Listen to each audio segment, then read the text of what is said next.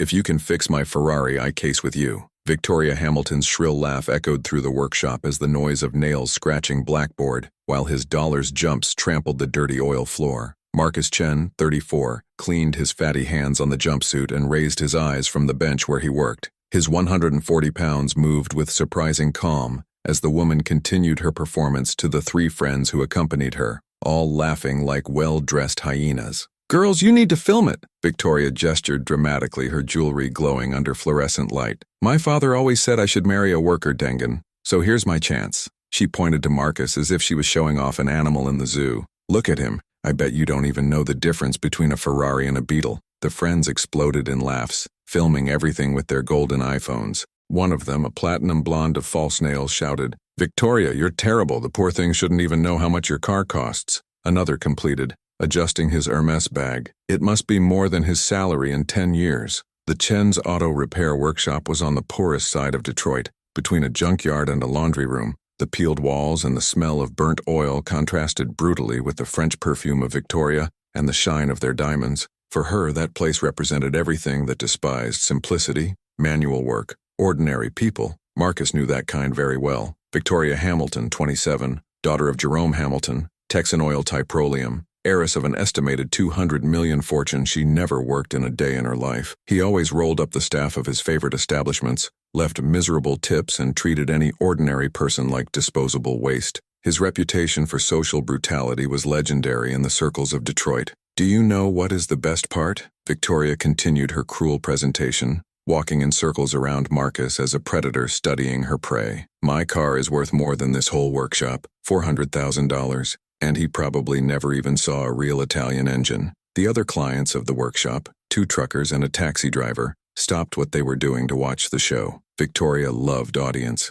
The greater the public humiliation, the greater your pleasure. "I bet he doesn't even know that Ferrari is an Italian brand." She paused, theatrical. "Probably think it's a pizza brand." What Victoria did not know was that Marcus had spent 3 years working exclusively with Ferraris, Lamborghinis, and McLarens in the authorized workshop of Beverly Hills, before her life gives an unexpected turn that brought him back to Detroit. What she didn't know was that he had formed as the best student in automotive engineering at MIT, with full scholarship for academic merit, an IQ of 160. "Seriously, someone should call the newspapers," one of the friends suggested between laughs. "Imagine the headline, 'Millionaire heiress marries obese mechanic.' It would be the comedy of the century. My Instagram would explode." Marcus watched Victoria with eyes that she couldn't decipher. There was no anger there, no humiliation. There was something much more dangerous, knowledge. It was as if he was studying a puzzle he already knew how to solve. "You shouldn't even know how to pronounce prancing horse," Victoria continued, referring to Ferrari's symbol. "It's the prancing horse, you're illiterate.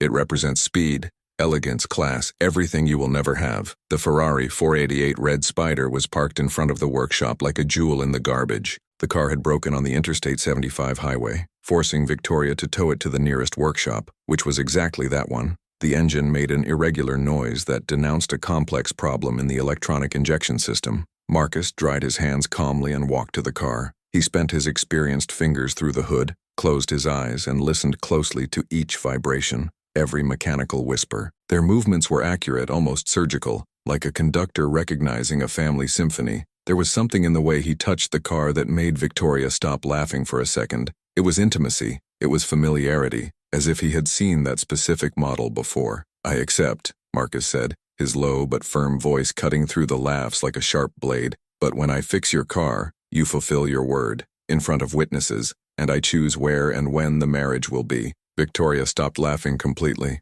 The friends, too. The silence in the workshop became dense as motor oil. There was something in the way he said that. It was not supplication. It was not hope. It was absolute certainty, like someone who already knew the end of the story. Are you serious?" Victoria stammered for the first time since she entered there, looking less confident. His voice lost some of the natural arrogance. "Completely serious," Marcus replied, starting to remove the box tools with accurate movements. 3 hours. Your car will be working perfectly, and then you marry me as you promised. Verbal contract. Witnesses present." Friends began to whisper nervously with each other. One of them pulled Victoria by the arm. "Maybe we better leave. This is getting strange." But Victoria was too proud to retreat. "Okay, you're fat pathetic," she shouted, recovering part of the arrogance. "But when you fail, and you'll fail miserably, I want you to kneel here in front of everyone and apologize for wasting my precious time. If you are enjoying this unexpected turnaround story, be sure to subscribe to the channel so as not to lose any surprising outcome that is coming. Marcus just nodded and opened the Ferrari hood. His hands plunged into the engine with a familiarity that left all present intrigued. It was not the hesitant movements of a common mechanic. They were the safe gestures of someone who knew each screw, each circuit,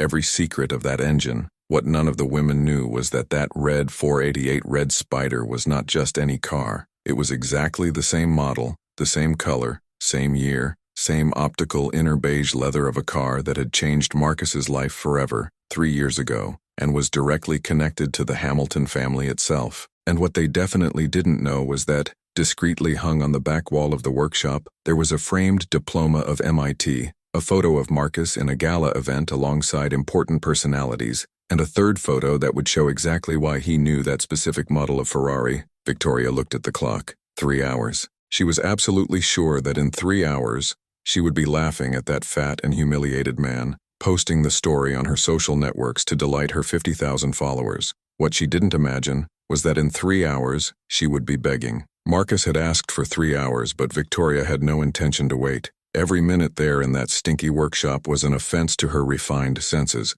so she decided to turn time into personal entertainment. "Girls, let's do this viral," Victoria announced, positioning her cell phone to convey live on Instagram. "I'm here with Detroit's most confident mechanic who believes she can fix a Ferrari." Their 50,000 followers began to comment immediately, filling the screen with laugh emojis. "Look at him," she narrated to the camera, filming Marcus leaning over the engine. "All sweaty, dirty hands, probably not even finishing high school. And it has the audacity to think you can mess with cutting-edge Italian technology." The comments exploded. Victoria being savage as always. "This man has no idea." Marcus kept working in silence, but Victoria saw her hands shake lightly when she talked about education. It excited her like blood in the water for a shark. "Hey, fat!" she shouted, bringing the camera closer to his face. "Tell my followers what your formation is. Let me guess, technical cursino? Or did you learn by seeing YouTube?" The friends laughed loud enough to be heard in the transmission. "Victoria too," one of the friends whispered, starting to feel uncomfortable. "I think it was too far away." "Too far away?" Victoria turned the camera to her friend. "Sarah, he who has accepted the bet. Now he has to endure the consequences." She focused again on Marcus. "Do you know what people are like you? They live in fantasies. They think they can be something they are not." Marcus tightened a wrench harder than necessary. His shoulders were tensioned, but he did not lift his eyes from the engine. Victoria interpreted as a sign of weakness. "Look, it's getting nervous." She celebrated for the camera. "You must be realizing that you bit more than you can chew. A fifth mechanic trying to fix a first car." What Victoria didn't realize was that Marcus wasn't nervous. He was recognizing. His hand stopped on a specific engine part, a custom modification that only 3 workshops in the world could do. His eyes narrowed with a mix of surprise and something very similar to pain. "Do you know how much a review of this Ferrari costs?" Victoria continued her performance. $20,000. More than the car of this guy is worth. She pointed to a 2010 Civic parked in the back. "I bet it's his. 10 years of financing to buy this old can."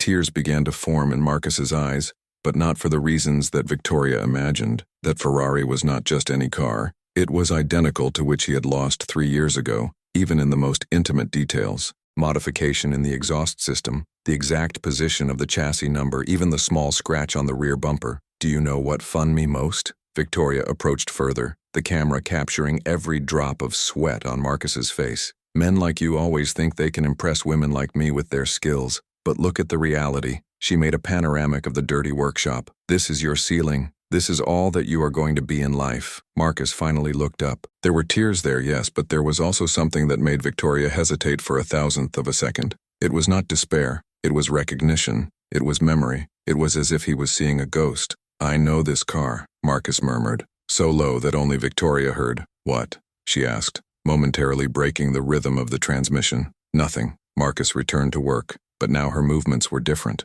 more urgent, more accurate. As if every screw he played brought back a painful memory. Victoria recovered the composure quickly. "He is delirious," she announced to the camera. Probably never seen a Ferrari closely in life, but there was a growing restlessness in his voice. Sarah pulled Victoria aside. "Vicky, there's something strange about him. The way he's moving in the car doesn't look like a common mechanic." "Don't be ridiculous," Victoria replied, but she lowered her voice. "It's just a desperate fat trying to impress." In an hour we'll be laughing at him begging forgiveness. But when she looked back at Marcus, she saw him removing a piece of the engine with surgical accuracy without even consulting manual. His hands moved as if they knew every millimeter of that engine, as if they had done that hundreds of times before. Impossible, Victoria whispered, feeling the first thread of doubt in her mind. Marcus stopped working and walked to the back of the workshop. Victoria followed him with his eyes and saw something that made her cold. On the wall, partially hidden behind a closet, there was a framed diploma. She couldn't read from afar, but the logo at the top was familiar. "Sarah," she whispered, pointing discreetly. "Can you see which diploma is that?" Sarah squeezed her eyes. It can't be. It looks like MIT." Victoria felt her stomach freezing. MIT, Massachusetts Institute of Technology, one of the most prestigious universities in the world. Impossible. A fatty mechanic of Detroit could not have studied in MIT. Marcus returned with a specialized tool that Victoria had never seen before. It was chrome, obviously expensive, with recordings in Italian. It was definitely not something that was bought at any auto parts store. "Where did you get that from?" Victoria asked without thinking, temporarily forgetting the transmission. Marcus looked at her with those eyes that now seemed to carry decades of knowledge. "Some ghosts never abandon us," he said simply, and went back to work. The way he said that, with deep melancholy and a painful knowledge, made Victoria feel for the first time that perhaps, only perhaps, had seriously underestimated the situation. What she didn't know was that this specific Ferrari was not just similar to that Marcus had lost 3 years ago. It was exactly the same, sold in an auction after his life was completely collapsed. And the man responsible for his ruin, the man who had destroyed his brilliant career and forced to return to Detroit in disgrace, was exactly Jerome Hamilton, Victoria's father. 2 hours passed and Marcus worked with precision that was beginning to scare Victoria. Each movement was calculated, each tool chosen with purpose. It wasn't someone's hesitant movements discovering the problem. It was the safe gestures of those who already knew exactly what was wrong. "Still filming this clowning?" A thick voice cut the air. Tommy Ricci, 58, owner of the next workshop, crossed the street carrying 2 cups of coffee. His tattooed arms and prominent belly did not impress Victoria, which didn't even lift the eyes from the cell phone. "Just documenting another male fantasy being destroyed by reality," Victoria responded, adjusting the camera angle. "In an hour, this fat man will be begging forgiveness." Tommy stopped alongside Marcus and extended one of the cups. "How are you, teacher?" Victoria froze. "Teacher?" Marcus took the coffee without lifting the engine. "Thank you, Tommy. Almost ending here." "Teacher?" Victoria repeated, louder this time. "What are you talking about?" Tommy laughed, showing nicotine-stained teeth. "Madam, you have no idea who this man is, do you have?" He waved to Marcus with admiration. Naked. "This one is Marcus Chen, Doctor of Automotive Engineering from MIT, former McLaren Mercedes chief of Formula One." Victoria's blood froze. The friends stopped laughing. The live broadcast continued, but now the comments have changed. Tom, "Wait, what? Is that true? OMG, Victoria, you got into a board." "This is a lie," Victoria stammered, but her voice cheated on the growing insecurity. "It can't be true." "Lie?" Tommy pulled his cell phone from his pocket and made a quick search. "Here is Dr. Marcus Chen, 34, responsible for the development of the hybrid engine that won the 2021 Builders' Championship." He turned the screen to Victoria. 3 years ago, he was one of the most respected engineers in the world. Marcus kept working, but now there were silent tears running down his face.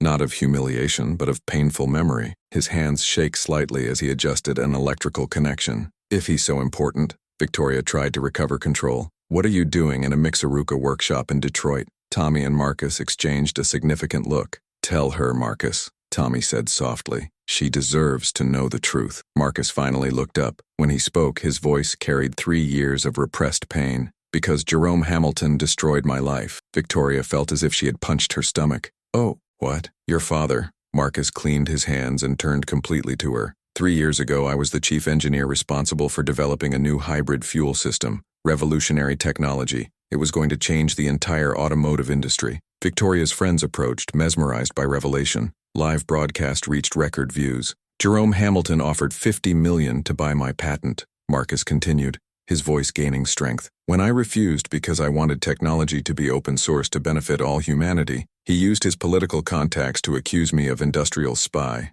Victoria began to tremble. She knew this story. He had heard conversations whispered at family dinners about a troubled Chinese engineer that his father had neutralized. He invented evidence. He bought witnesses. He accused me of selling secrets to China. Marcus wiped a tear. "I lost my job, my reputation, my girlfriend, my house. I lost everything." Even this Ferrari. This Ferrari? Victoria whispered. It was mine. I bought it with the money from the first prize I made for technological innovation. I had to sell in an auction to pay lawyers. Marcus caressed the hood of the car with a devastating tenderness. Your father bought it, for you, as a birthday gift. The world of Victoria collapsed. The pieces fitted like a macabre puzzle. The Ferrari she loved so much, a symbol of her superiority, was actually the symbol of the destruction of an innocent man. You're lying, she whispered, but even her friends could see that it was not a lie. Marcus's eye pain was too real to be invented. Tommy shook his head. Marcus returned to Detroit 2 years ago. He opened this workshop with the last economies left.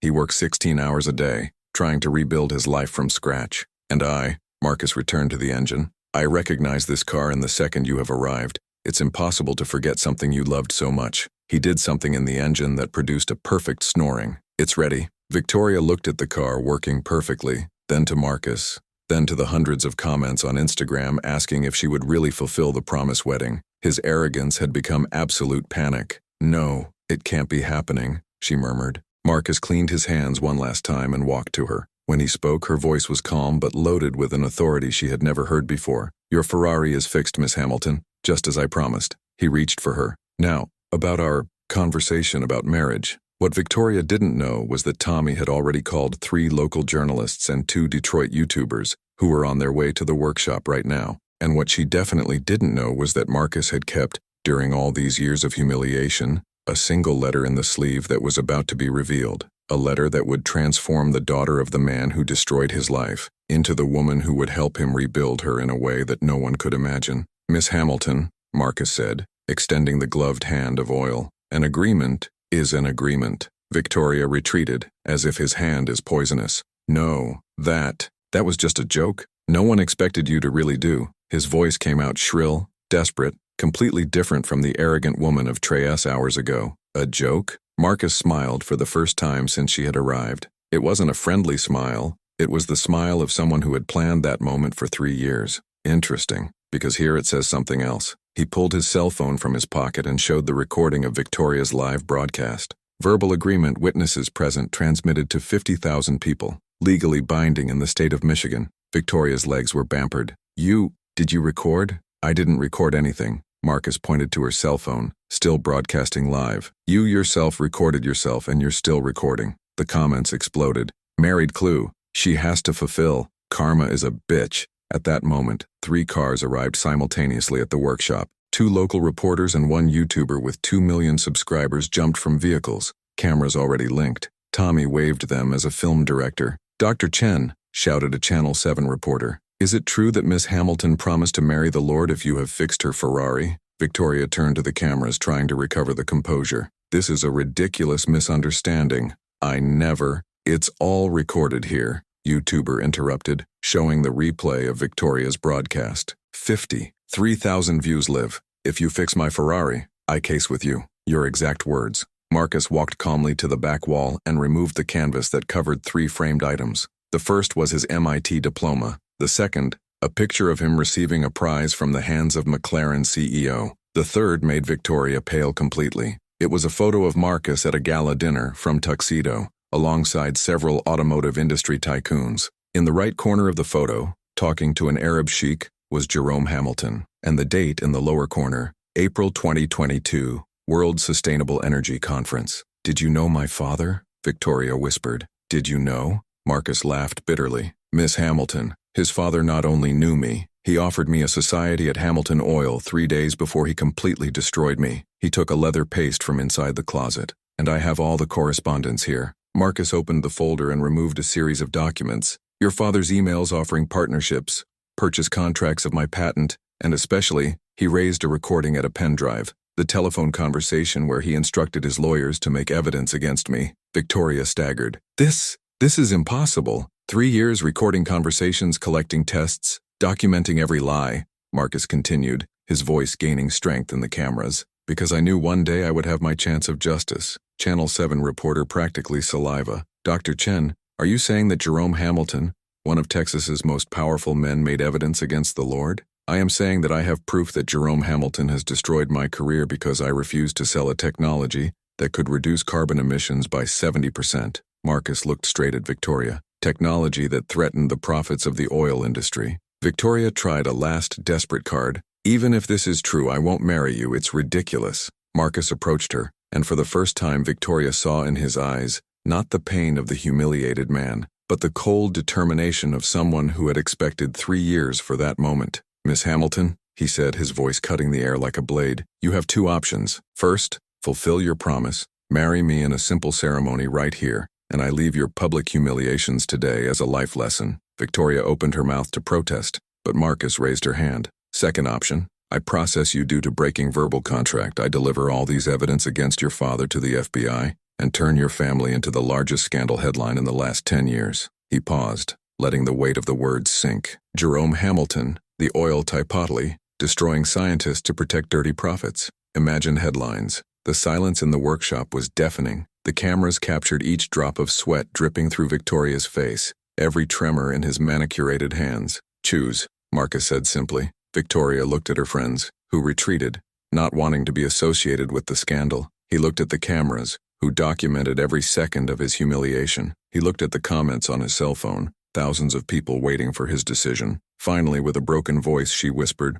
I accept to marry you." Tommy appeared as magic with a peace judge, his cousin, who had been disguised as a mechanic 15 minutes earlier. "We can make the ceremony right now. I am licensed to officialize emergency weddings." The camera S registered every second while Victoria Hamilton, a $200 million heiress, was married in a dirty oil dress with Marcus Chen, the fat mechanic she had humiliated 3 hours earlier. When the judge said, "He can kiss the bride," Marcus approached Victoria and whispered in her ear, loud enough for the microphones to capture, "Now you are my wife. And as a husband, my first decision is that we will use our honeymoon to visit the FBI. I have some evidence about your father that they will love to analyze." The expression on Victoria's face, fulfillment, terror, and complete defeat, was captured by 5 different cameras and became instantly viral. Marcus Chen had gotten something that 3 years of expensive lawyers had not achieved: justice, and the weapon he used was Victoria's own arrogance against herself. 6 months later, Detroit Free Press headline stamped, "Dr. Marcus Chen appointed Ford Motor Company Sustainable Innovation Director." The photo showed a thinner 30-pound Marcus, a flawless suit, squeezing Ford's CEO's hand in front of the new electric vehicle factory he had designed. The technology that Jerome Hamilton had tried to suppress now equipped Ford's full line of electric cars, reducing emissions by 73% and saving billions in fuel for consumers worldwide. Marcus had donated the patent for public use, just as he had planned 3 years earlier. "It's ironic," Marcus said during an interview with CNN, sitting on his new office overlooking the Detroit River. "The man who tried to destroy me ended up giving me the greatest motivation of my life. Sometimes the worst times prepare us for the best." Jerome Hamilton, on the other hand, faced his own storm. The FBI had seized all the documents that Marcus provided, resulting in a federal investigation for fraud, corporate espionage, and obstruction of justice. Hamilton Oil lost 60% of its market value in 2 weeks, and Jerome faced up to 25 years in prison. Victoria, now legally Victoria Chen,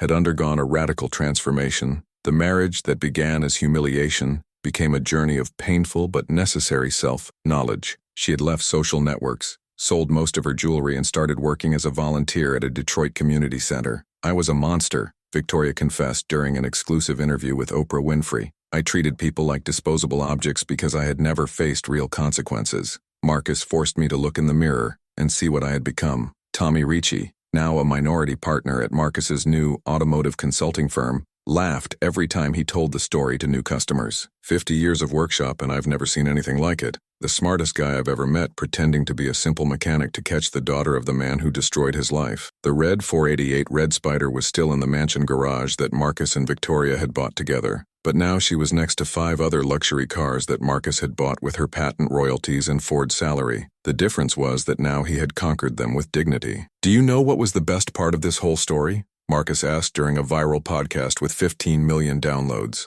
"It was not revenge. It was discovering that even in the worst moments, when we lose everything, our dignity and knowledge are the only things that no one can take us." Victoria, sitting next to him during the recording, added, "And I found that humiliating others didn't make me superior. I just made me smaller as a person. Marcus taught me that true class doesn't come from money or status, but how we deal with inferior." The original video of Marcus's humiliation had become one of the most watched on the internet, with over 200 million views. But the comments have completely changed Tom. This man is an example of dignity, karma in its purest form. True strength does not scream, whisper. Marcus used his new position to create a program of bags for young engineers from low-income families, especially those facing weight or origin discrimination. The program had already benefited more than 500 students in just 6 months. People like Jerome Hamilton believe they can buy or destroy anything, Marcus said during his graduation speech in MIT, where he returned as the main speaker. But they forget that knowledge, dignity, and patience are unlawful forces. And sometimes the best revenge is simply to prove that they were wrong about you. The last scene of Netflix's documentary about history showed Marcus and Victoria visiting Tommy's workshop, not as desperate customers, but as invested res. They had bought the whole block and transformed into a technical training center for needy young people. 3 years ago, I was a broken man who had lost everything, Marcus said, looking at the camera with the same calm smile he had shown on the day of humiliation. Today I found that losing everything is sometimes the only way to find out what we really are made. The moral of history has echoed on social networks for months. Arrogance always underestimates dignity. Prejudice always loses to perseverance. And sometimes, those you judge quickly are exactly who you least underestimate you. Marcus Chen had turned the worst humiliation of his life into the greatest victory of his career. And in the process, it had proved that true strength does not come from status or money, but from the ability to maintain dignity even when the whole world is trying to overthrow you. If you have been inspired by this story of overcoming injustice, be sure to subscribe to the channel for more stories that prove that dignity always overcomes arrogance. Jerome Hamilton was sentenced to 18 years in prison. Victoria Chen has become one of the leading activists against gordophobia in the United States. And Marcus simply continued to be the one who always was. A man who knew that his true strength had never depended on how others saw him. The red Ferrari was still there in the garage, but now she was not a symbol of loss. It was a reminder that some victories are worth waiting for 3 years to win.